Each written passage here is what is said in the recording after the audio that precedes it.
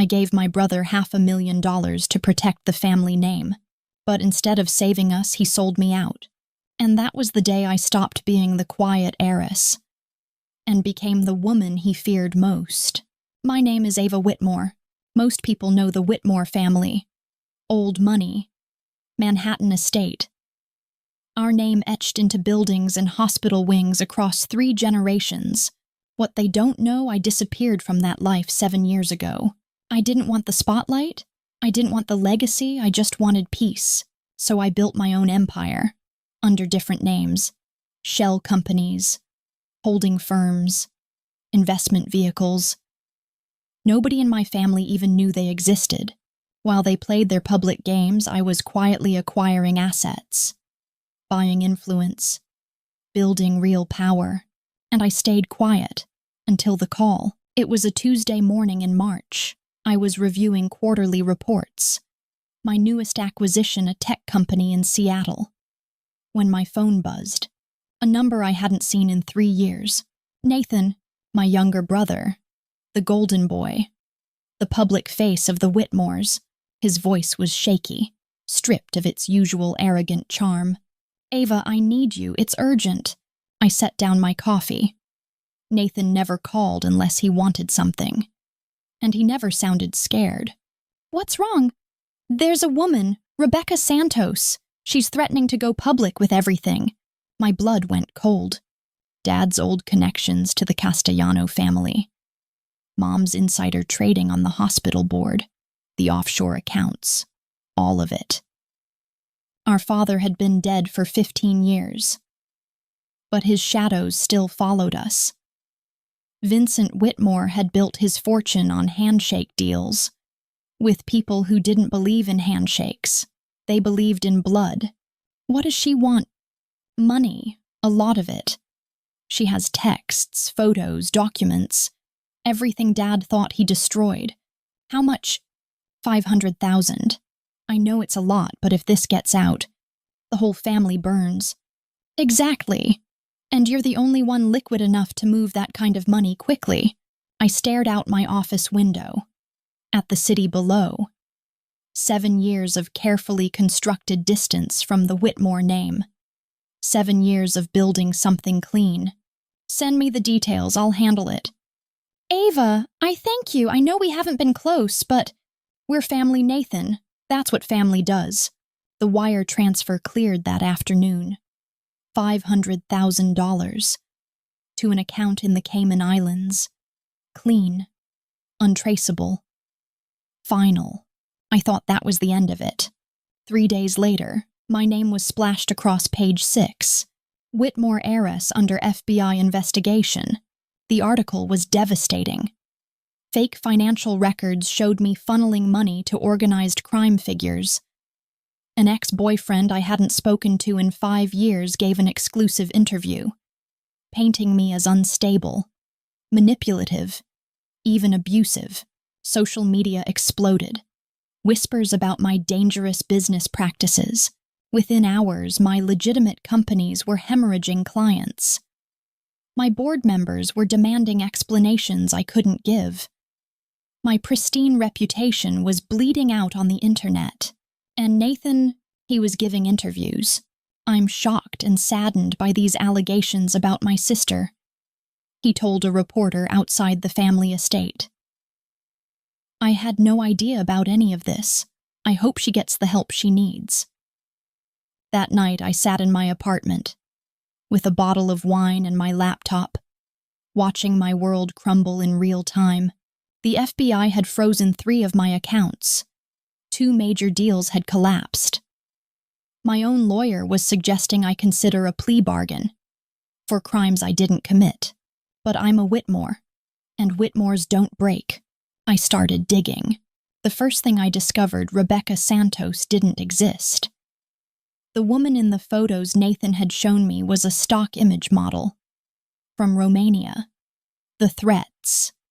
The documents. The 48-hour deadline. All fiction. The second thing I discovered was where my money had actually gone. Nathan had invested in a media manipulation firm called Nexus Communications. the same firm that had orchestrated my destruction. He'd paid them to create the fake scandal, then invested the remaining money in their expansion. He was playing both sides, destroying me while betting on the company doing the destroying. The third thing I discovered was the most interesting. I owned Nexus Communications, not directly. Through a web of shell companies I'd been building for years. I held controlling interest in most of the major players, in crisis management and media manipulation, including the firm Nathan thought he was so clever investing in. My baby brother had hired me to destroy myself, and that's when I stopped being angry and started being dangerous. I spent the next month building my counterattack. While Nathan played the grieving brother on morning shows, I was quietly calling in favors, moving pieces, preparing for war. The beauty of owning media companies. You control the narrative. The beauty of owning them through shell companies. Nobody knows you control the narrative. I had Nexus Communications leak documents, showing Nathan's investment in the firm. I had them reveal the fake Rebecca Santos identity. I had them trace the money flow back to the Cayman account. But that wasn't enough. I dug deeper into Nathan's life. His gambling debts, his cocaine habit, his affair with a city councilman's wife, his embezzlement from the family foundation. The Golden Boy had more skeletons than a medieval battlefield. I assembled everything into a comprehensive file and handed it to the FBI agent who'd been investigating me, Special Agent Maria Gonzalez. Thorough, professional, and very interested in the real story behind the Whitmore scandal. "This is impressive work," she said, flipping through the evidence. "You could have been a detective. I was always better at playing the long game than Nathan realized." The investigation shifted overnight. Suddenly, I was a cooperating witness instead of a target. The frozen accounts were released. The fake charges evaporated, and Nathan was about to learn what real consequences looked like. But I still had one more card to play. The annual Whitmore Foundation Gala was 3 weeks away. Every year the family gathered to pat themselves on the back for their charitable work and network with New York's elite.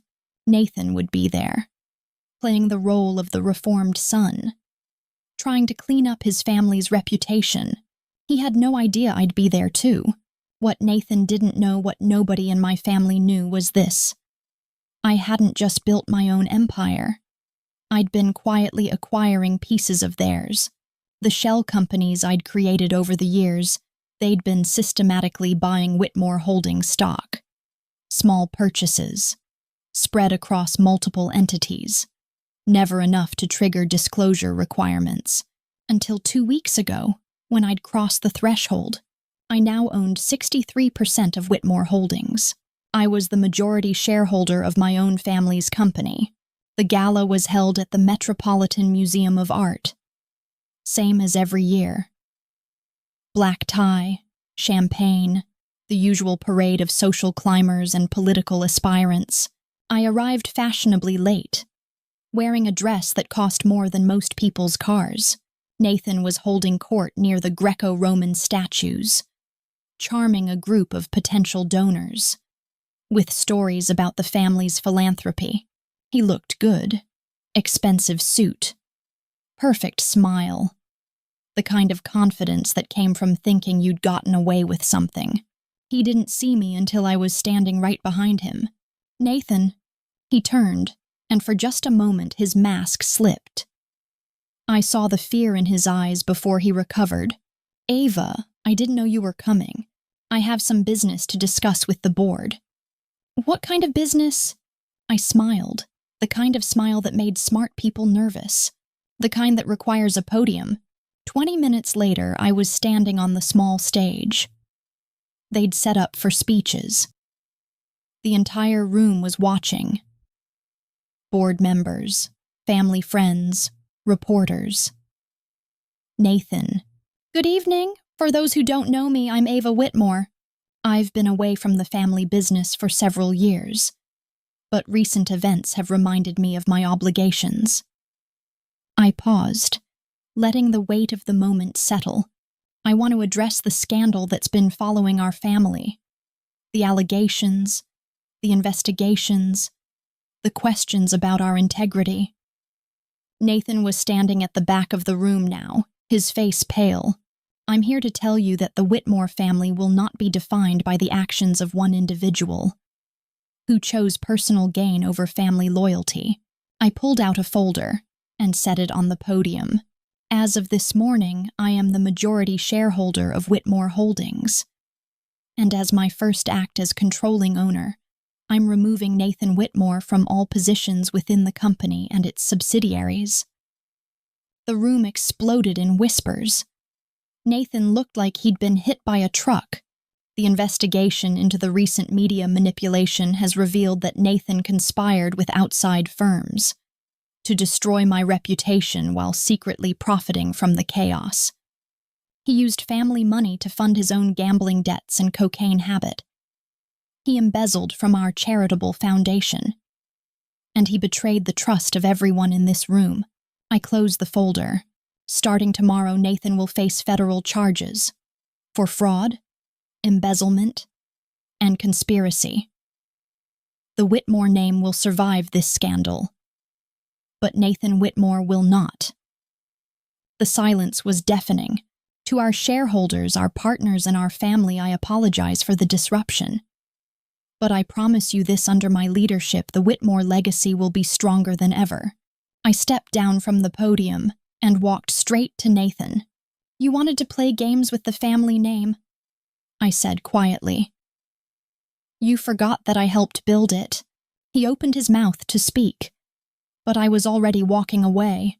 3 days later, I visited my mother at the private care facility where she'd been living since her stroke 2 years ago. She'd been mostly silent since the incident, responding to basic questions but rarely engaging in real conversation. I sat beside her bed and turned on the television. The news was covering Nathan's arrest, the collapse of his various schemes, the restoration of my reputation. My face filled the screen as the anchor discussed the remarkable comeback of the Whitmore heiress. Mom turned her head slowly, her eyes focusing on the television for the first time in months. Then she looked at me. Finally, Ava, she whispered.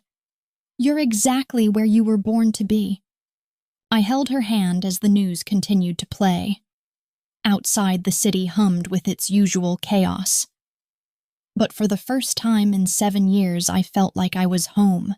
The quiet heiress was gone. The woman who remained was exactly who she'd always been meant to be.